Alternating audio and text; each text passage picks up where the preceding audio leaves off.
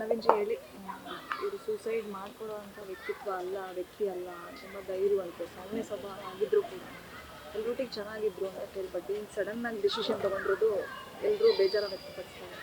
ನಿಮ್ಮ ಅವರ ಬಾಂಧವ್ಯ ಎಲ್ಲಿಂದ ಶುರು? ಅಂದರೆ ಅಂದರೆ ಇಲ್ಲಿ ಸಿನಿಮಾದ ಕೆಲಸ ಮಾಡ್ತಿರ್ಬೇಕಾದ್ರೆ ಗಟ್ಟಿನೂ ಇರ್ತಾರೆ, ಭಾಳ ಎಮೋಷ್ನಲ್ಲೂ ಇರ್ತಾರೆ. ನಾನು ಭಾಳ ಹಿಂದಿಂದ ನೋಡಿದ್ದು ಅಂದರೆ ಈಗಲ್ಲ, ಕ್ರೈಮ್ ಫೈಲ್ ಅಂತ ಸಿರೀಸ್ ಬರೋದು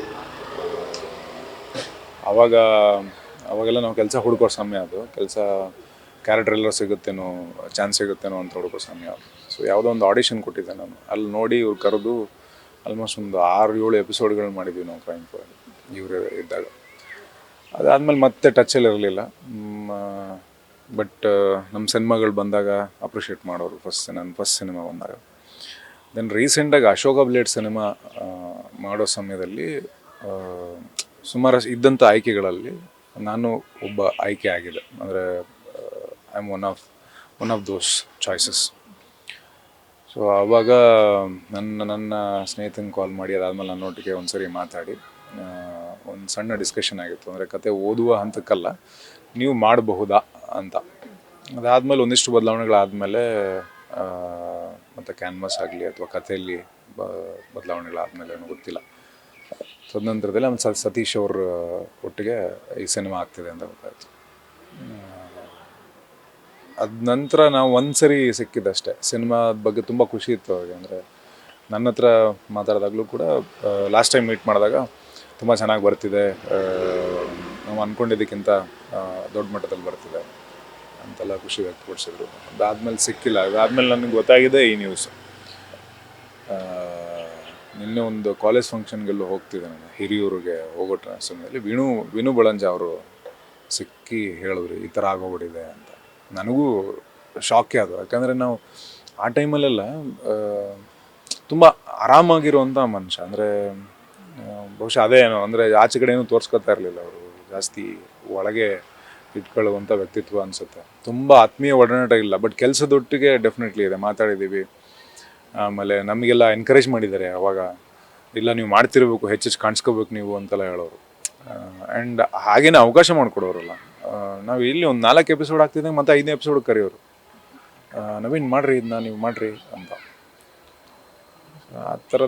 ಈ ಥರದ್ದು ಡೆಸಿಷನ್ಗೆ ಹೆಂಗೆ ಹೋದ್ರು ಅಂತ ನನಗೂ ಶಾಕಲ್ಲೇ ಇದ್ದೀವಿ. ಅವರು ನಿನ್ನೆ ಮಾತಾಡ್ಬೇಕಾದ್ರೆ ಅವರು ಶಾಕಲ್ಲೇ ಇದ್ದಾರೆ. ಬಿಕಾಸ್ ಕಿರುತೆರೆಯಲ್ಲಿ ಸುಮಾರಷ್ಟು ವರ್ಷ ಕೆಲಸ ಮಾಡಿದಾರಲ್ಲ, ಸುಮಾರಷ್ಟು ದೊಡ್ಡ ದೊಡ್ಡ ಜವಾಬ್ದಾರಿಗಳು ನಿಭಾಯಿಸಿದ್ದಾರೆ.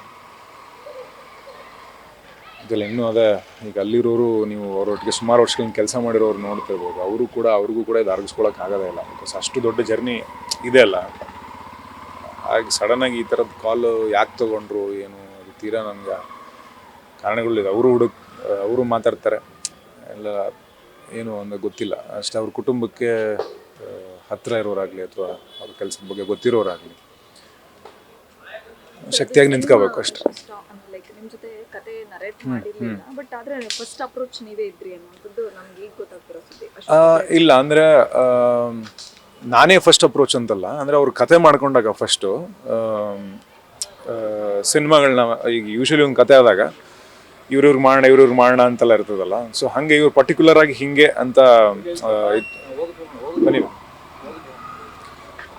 ಸೊ ಅವ್ರು ಬಂದಾಗ ಅವ್ರು ಫಸ್ಟು ಹೇಳಿದಾಗ I was one of the option. ನನಗೆ ಅಂತ ಮಾಡಿದ್ದ ಕತೆ ಅಲ್ಲ ಅದು. ಈ ಥರದ್ದು ಒಂದು ಕತೆ ಇದೆ, ತುಂಬ ಚೆನ್ನಾಗಿದೆ, ನೀವು ಯಾವ್ದು ಮಾಡ್ತಿದ್ದೀರಾ ಈಗ, ನೆಕ್ಸ್ಟ್ ಏನು ಪ್ರಾಜೆಕ್ಟ್ಸ್ ಯಾವುದಿದೆ ನಿಮ್ಮದು. ಸೊ ಇಷ್ಟು ಜನರಲಾಗಿ ಡಿಸ್ಕಷನ್ ಆಗಿತ್ತು. ಕತೆ ಈ ಥರದ್ದೊಂದು ಕತೆ ಇದೆ, ಇದಕ್ಕೆ ಇಷ್ಟು ದಿನ ಬೇಕು, ಈ ಥರದ್ದು ಯಾವುದೂ ಡೀಟೇಲ್ಸ್ ಇರಲಿಲ್ಲ.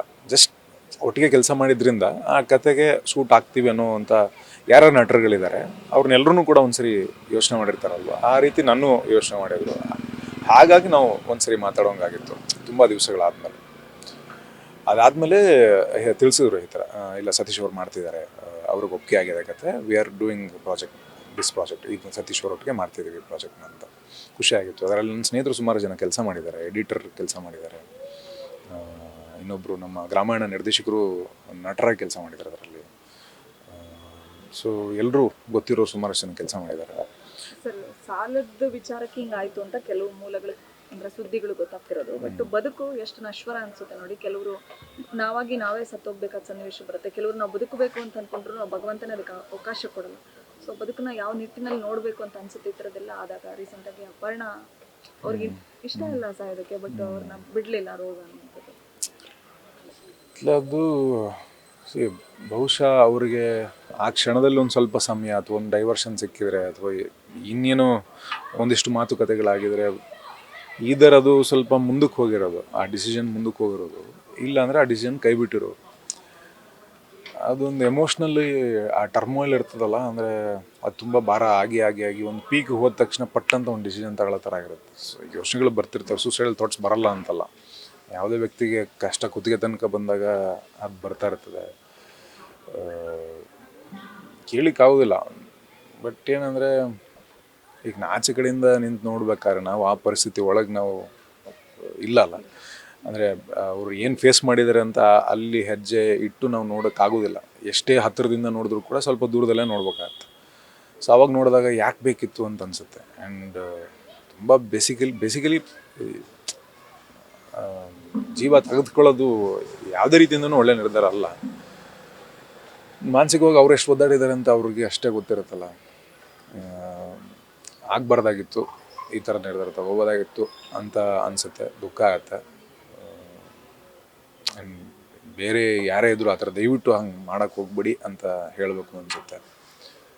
ಅಷ್ಟು ಬಿಟ್ಟರೆ ಏನು ಮಾತಾಡೋಕ್ಕಾಗಲ್ಲ ಅದ್ರ ಬಗ್ಗೆ.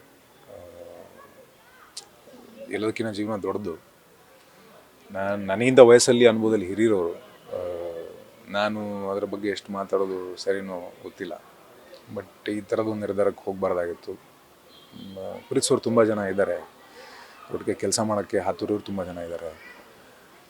ಯಾಕೆ ತೊಗೊಂಡ್ರು ಗೊತ್ತಿಲ್ಲ. ಹೇಳಿದಾಗ ಕುಟುಂಬದವರಿಗೆ ಒಂದು ಎಮೋಷನಲ್ ಸಪೋರ್ಟ್ ಆಗಲಿ ಅಥವಾ ಬೇಕಿರುವಂಥ ರೀತಿಯಲ್ಲಿ ಒಂದು ಏನು ಶಕ್ತಿ ತುಂಬಕ್ಕಾಗತ್ತೆ ಬಳಗದವ್ರು ತುಂಬಬೇಕು ಅಂತ. ನ್ಯೂಸ್ ಫಸ್ಟ್ ನಿರ್ಭೀತಿಯಿಂದ ನಿಮ್ಮ ಪರವಾಗಿ.